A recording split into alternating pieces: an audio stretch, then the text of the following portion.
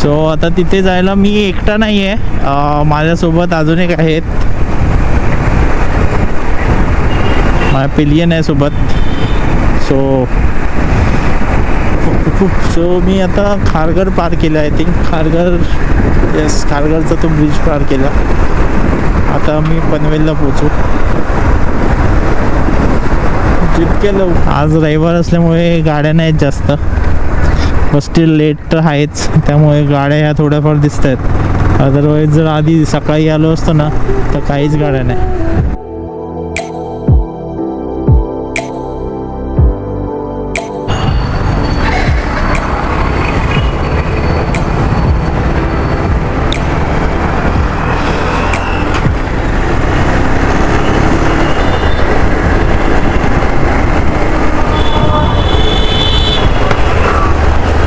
तर बघा ही ती जागा आहे, भाऊ वडापावच्या बाजूला, हॉटेल दुर्गाप्रसादच्या इथे.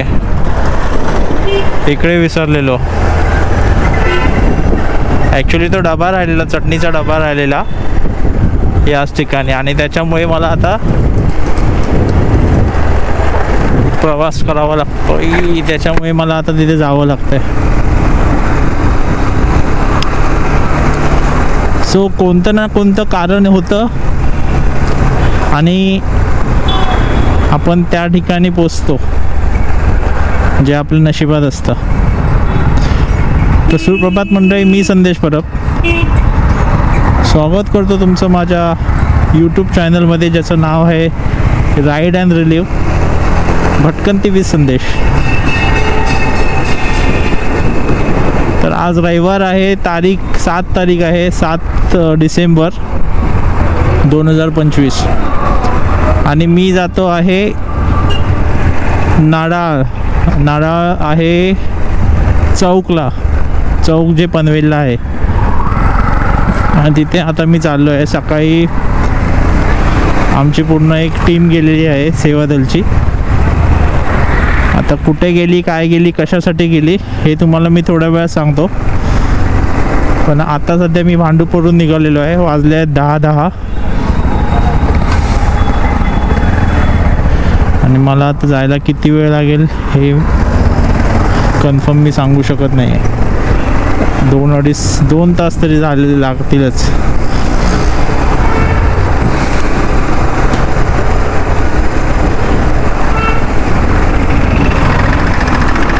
राईडला तर मला जायचं होतं, पण आता सध्या म्हणजे विचार करत होतो की जायचं आणि ते राहून जात होतं. आणि असे आज मी जाणारच होतो, बट झोप वगैरे पण पूर्ण झाली नव्हती, त्यामुळे मूडच गेला. आणि मग आता कुठल्या ना कुठल्या कारणावरून, आता एवढी मोठी राईड तर होतेच आहे, एवढी मोठी नसेल पण ठीक आहे, आपण पूर्ण दिवसाचा व्लॉग करणार आहोत, पूर्ण दिवसाचं शूटिंग घेणार आहोत की तिकडे जाऊन काय करणार आहे.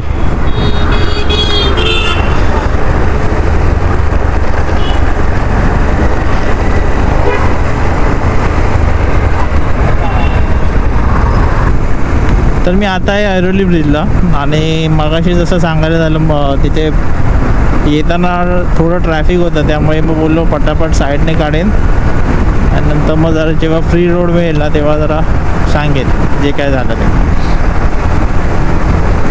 आता झालं असं की आमची पूर्ण सेवादलची टीम आज नाडाळला गेली आहे, चौक पनवेलला. तर तिथे जाताना नाश्ता न्यायचा म्हणून आम्ही वडा सांबारचा बेत केलेला. तर वडे झाले, सांबार झालं, चटणी झाली, अशा 3 गोष्टी झाल्या, तिथे नेल्या. आणि नंतर मग गाडी आली, थोड्या वेळाने बस आली, आम्ही बस बुक केलेली, तर बस आली. बसमध्ये बाकीचं सगळं चढवलं, वडे चढवले, पाव चढवले, सांबार चढवला, आणि चटणी तिथेच ठेवली. आता मी जात नसल्यामुळे मी घरी आलो, आणि म्हणजे मी जाणार नव्हतो, त्यामुळे मी घरी आलो. आणि थोड्या वेळाने हे लोक पोचल्यावर मला कॉल आला की असं असं झालं आहे, चटणी विसरलेत, तर तिथे एकदा जाऊन चटणी आहे का चेक करून घे. सो मी गेलो. मनात खूप सारे विचार होते, आतापर्यंत राहिली असेल की नाही, कारण झालेला त्याला दीड तास झालाच असेल सगळं होऊन, म्हणजे ते निघून ते तिथे पोचेपर्यंत. पोचल्याच्या नंतर त्यांनी चेक केलं तिकडे, तर मग त्या गोष्टीला 1.5 तास तर झालंच असेल. आता 1.5-2 तास तो डबा तिथे चटणीचा तसाच होता. म्हणजे कोणी नेला नाही नेला याचं पण माहिती नव्हतं. पण लकीली मग मी लगेच गाडी काढली आणि तिथे पोचलो. बघितलं तर डबा होता तिथे. तर मग सांगितलं आणि मग बोललो की येतो म्हणून. म्हणजे तसंच निघालो. थोडा वेळ बोललो की थोडा वेळ लागेल मला. आणि मग मला घरी येईपर्यंत 9 वाजलेले. मग सगळी तयारी वगैरे सगळं करेपर्यंत मला निघायला 10 झाले. सगळं नाश्ता वगैरे करेपर्यंत निघायला 10 झाले. तर ही अशी सगळी कहाणी याच्या मागची, ही स्टोरी आहे. आणि हेच रिझन आहे की मी तर जाण्याची, म्हणजे मी तर जाणार नव्हतो, तयार नव्हतो. पण कसं असतं ना, देवाची करणी उगाच नाही बोलत ना.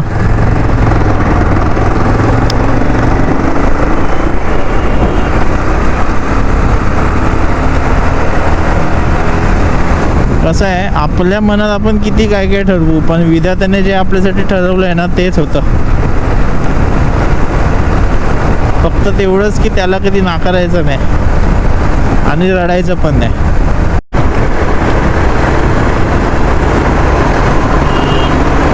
हे बघायला ॲक्च्युली भरपूर दिवसांनी आता राईडला निघालो आहे. राईड म्हणजे आता ही राईडच म्हणावी लागेल. नाही म्हटलं तरी ते 70-80 किलोमीटर तर आहेच फ्रॉम भांडूप. सो एक छोटी राईड म्हणावीच लागेल हिला. तर खूप दिवसांनी राईडला निघालो आहे. लास्ट मी गेलेलो ते गावी गेलेलो देवगडला 450 किलोमीटर. आणि त्यानंतर जर कुठली मोठी राईड तर हीच राईड. तशी ती छोटीच आहे पण ठीक आहे. म्हणजे असे प्लॅन मी करतो की हां आता जाऊया, या संडेला जाऊया. बट काय नाही कधी प्रॉब्लेम होतो, गाडीचा प्रॉब्लेम होतो. आता खरं तर ही गाडी तेवढी फिट नाही आहे जेवढं लांब न्यायला दिला. बट ठीक आहे, साथ देते. चांगली गाडी आहे, मस्त आहे, मला आवडते ही गाडी. सो आय वॉज थिंकिंग की आता न्यू बाईक केली पाहिजे फॉर टूरिंग पर्पज.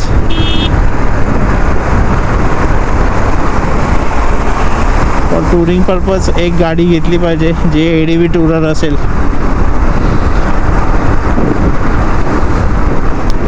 मी काही ऑप्शन्स बघतोय ऑब्वियस जे मार्केटमध्ये अवेलेबल आहेत. माझ्या मित्राकडे एक आहे सुझुकी, माझ्या ऑफिस कलिगकडे सुझुकी V-Strom, आणि त्याचे रिव्ह्यूज पण खूप चांगले आहेत. आणि आत्ता नवीन जी आलेली आहे TVS RTX, मी वाट बघतोय ती मार्केटमध्ये कधी येईल, आपल्या मुंबईमध्ये कधी येईल. आणि मग मला टेस्ट राईड घ्यायची आहे त्याची. देन आय कॅन डिसाईड की कुठली घ्यायची. ॲक्च्युली मी हिमालयन पण घ्यायला बघायला गेलेलो. हिमालयनचं बजेट भरपूर जात आहे.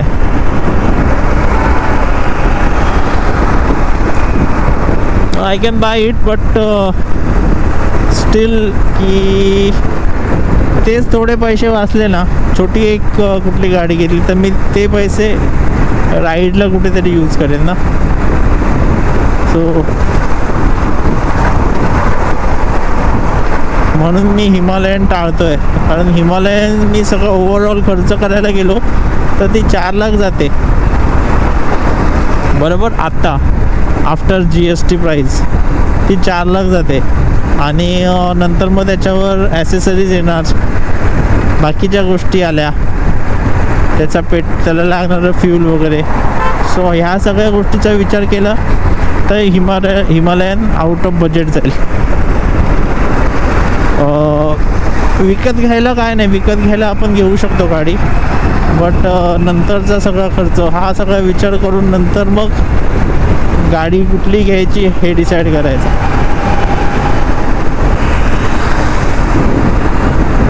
But still I am waiting for RTX ची राईड क्वालिटी किंवा अजून कसं आहे. फक्त एकच आहे, मी काय अजून TVS जे सर्विस आहे ती अनुभवली नाही आहे. पण असं म्हणतात की TVSची सर्विस खूप घाणेरडी आहे.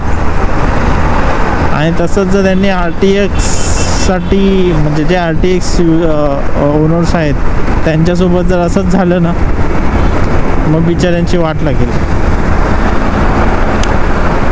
म्हणजे एवढी चांगली गाडी घ्यायची तुम्ही आणि तुम्हाला जर सर्विस चांगली मिळत नसेल ना मग काय कामाचं नाही ना. मग म्हणजे अर्थच नाही ना त्या गोष्टीला. एवढे आपण पैसे खर्च करणार, गाडी घेणार आणि त्याच्यानंतर मग त्याला व्यवस्थित सर्विस नाही झाली. मग मेजर म्हणजे मेन पॉईंट तर सर्व्हिसिंग आहे.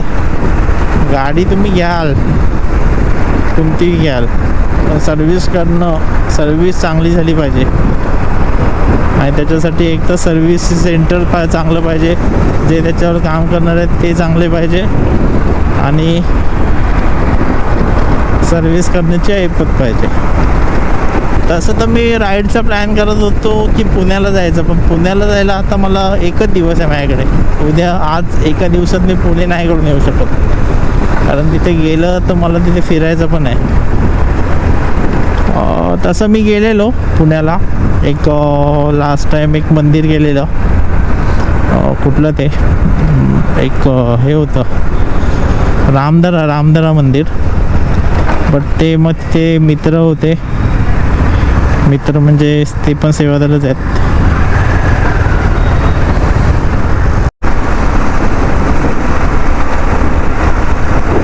क्षणोक्षणी हाची करावा विचार, क्षणोक्षणी हाची करावा विचार.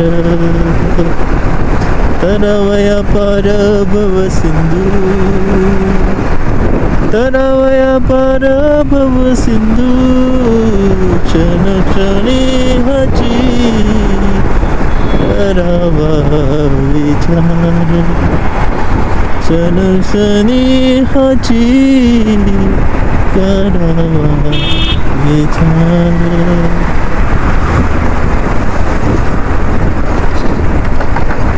सो आता आपण पनवेलला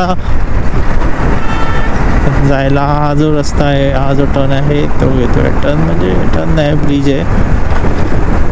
सो हा ब्रिज घेतलेला आहे पनवेलला जायला. सिरियसली सांगतो, जेव्हा मी राईड करत नव्हतो किंवा म्हणजे गाडी नव्हती, गाडी चालवत नव्हतो, बसने किती आहे पण तेवढं काही लक्षात राहत नाही ना कुठला रस्ता कुठे जातो. आणि मी जेव्हा फर्स्ट टाईम जाणार होतो पुण्याला गेलेलो मी सिंगल, त्यावेळेस तर लिटरली म्हणजे मला भीती वाटत होती, रस्त्यात चुकलो तर.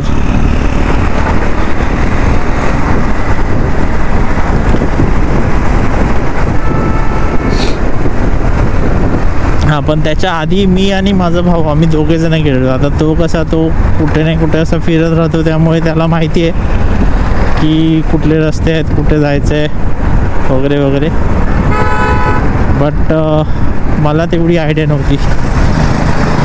वा, हिमालयन माझी आवडती गाडी, माय ड्रीम बाईक हिमालयन.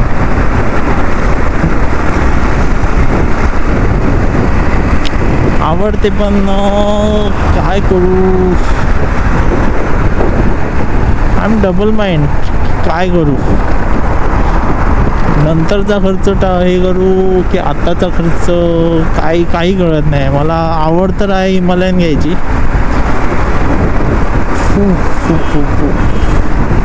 बरं, ज्या लोकांना आता सपोज मी एकदा सिग्नलला उभा होतो, बाजूला हिमालयनवाला होता, Himalayan 450. So I just ask him की कशी आहे गाडी. सो बोलला मस्त आहे, बिंदास घे बोलला. सो तिथून जरा कॉन्फिडन्स चांगला झाला, म्हणजे मी घेऊ असं विचार केला, घेऊ शकतो. गेलेलो पण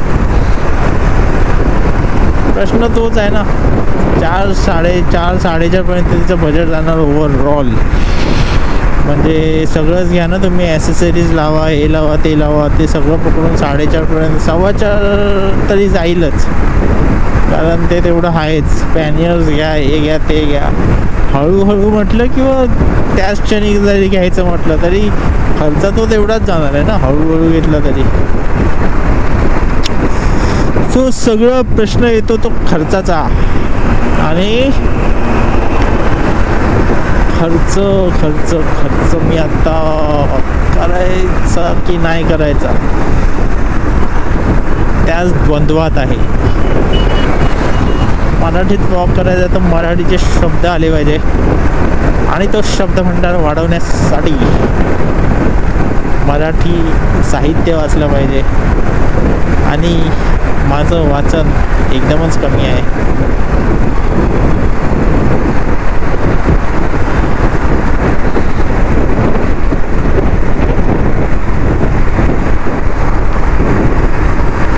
सो आय होप लवकरच मी मराठी शब्दसाठा माझा वाढवण्यासाठी मराठी साहित्य वाचेन आणि खूप चांगल्या शब्दामध्ये मराठी ब्लॉग करेन. सो तुम्ही पण मला जे बघत असाल आशीर्वाद द्या की मी वाचायला घेईन मराठी साहित्य. तसंही जायची इच्छा होती, मी निघणारच होतो थोड्या वेळाने, असं नाही की जाणारच नव्हतं वगैरे. जायची इच्छा होती. आणि कसं वातावरण प्लेझंट आहे. आता जरी वाजले किती 11 वाजले, बट ऊन आहे, बट गरम नाही होत आहे, थंड वारा आहे. आता इथे हा ब्रिजवर थोडासा घाणेरडा रस्ता आहे. शुक्र तारा मंदवारा चांदने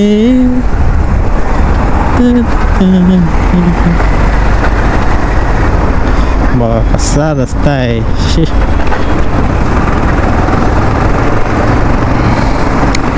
माझ्या गाडीचा कुळकुळा झाला कुळकुळा. आज गाडीचा खुळखुळा झाला आहे लिटरली. कारण मडगार्ड आहे ना, फ्रंट मडगार्ड, ते यार तुटलं आहे आणि त्याचा खुळखुळ आवाज येतो. नवीनच बसवलेलं हल्ली, बट ते काय माहिती, मी तिथे ते लाईट्स लावलेत, फॉग लाईट्स लावलेत, म्हणू शकतो फॉग लाईट्स. त्यामुळे होत आहे, कशामुळे होत आहे ते कळत नाही आहे, बट हां ते होत आहे.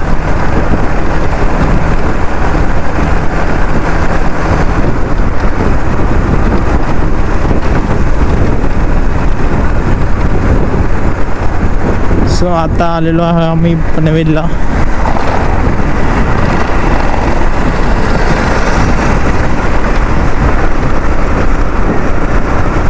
आता मुंबई पुणे महामार्ग चालू होईल, त्याच्या आधीचा हा ब्रिज आहे, तो चढू. तो उतरून झाल्यावर समोरच आपल्याला मुंबई पुणे महामार्ग दिसेल, जिथे की आपल्या बाईकला जाण्यास मनाई आहे.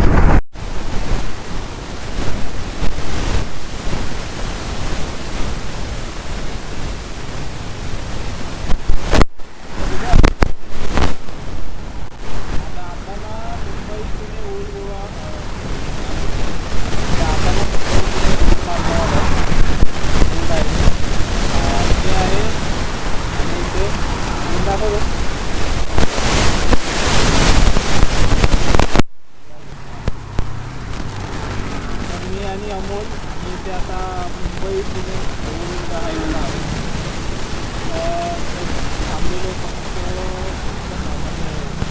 पाण्यासाठी, पाणी पिण्यासाठी आता पाणी वगैरे झालं आहे. आता पुढे अजून 10-15 मिनटाचा रस्ता आहे. लवकरात लवकर मला तर वाटतं त्याच्यापेक्षा थोडं कमी करून आलं. 10-15 मिनटाचं जाणार. काय बोलतो मग आपण? किती वेळात बोलतो आपण? आपण बोलला 10-15 मिनटात का 10-15 मिनटात? तर इथे झालं असं की विश्रांती मोडमधून बाहेर आम्ही तर पुढे निघालो, पण कॅमेरा साहेब त्या विश्रांती मोडमधून बाहेर यायला तयार नाही. आणि त्यामुळे झालं असं की व्हिडिओ संपेपर्यंत काहीच आवाज रेकॉर्ड झाला नाही. आता काहीतरी टेक्निकल इश्यू आहे की जो कनेक्टिव्हिटीचा इश्यू आहे त्यामुळे ते झालं नाही. बट हा मला माईकचे काही चेंजेस म्हणजे काहीतरी बघावं लागेल. मी भरपूर काही बोललो, जसं म्हटल्याप्रमाणे 10 मिनिटं लागली मला डेस्टिनेशनला पोचायला. त्या 10 मिनिटांमध्ये पण भरपूर काही बोललो, पण ते काहीच रेकॉर्ड न झाल्यामुळे आता फक्त व्हिज्युअल्सच तुम्ही बघू शकाल. तर तुम्हाला माहिती आहे का की इकडेच आजूबाजूला आता ज्या डेस्टिनेशनला मी आलोय तिथेच आजूबाजूला अजून 2 असे स्पॉट आहेत की जिथे मी ते विजिट करू शकतो आणि त्याचाही ब्लॉग 1-2 ब्लॉग येऊ शकतात. तर मग तुर्तास तुमची रजा घेतो. हा ब्लॉग कसा वाटला याबद्दल तुम्ही कमेंटमध्ये सांगा. आवडला असेल तर नक्कीच लाईक करा, शेअर करा आणि चॅनलला सबस्क्राईब केलं नसेल तर सबस्क्राईब करा. तर मग पुन्हा भेटूया अशाच एका नव्या प्रवासामध्ये, नव्या रस्त्यावर, नव्या ठिकाणी, नव्या आठवणी साठवण्यासाठी. तोपर्यंत स्वतःची काळजी घ्या, तुमच्या परिवाराची काळजी घ्या आणि नेहमी आनंदी राहा. Bye bye.